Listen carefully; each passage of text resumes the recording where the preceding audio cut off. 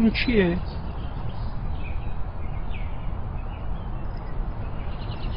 گنجشک.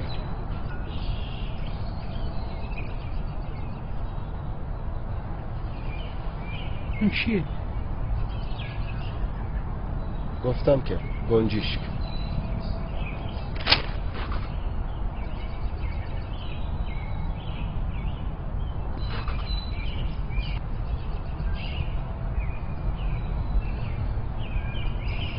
اون چیه؟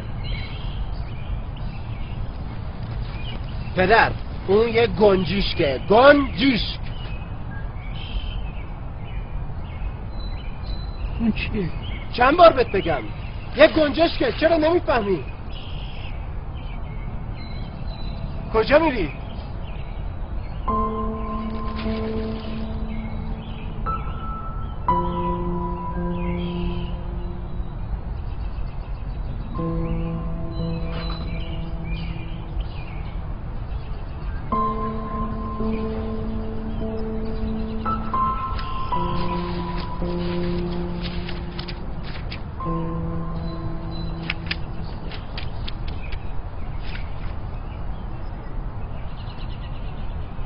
بلندتر.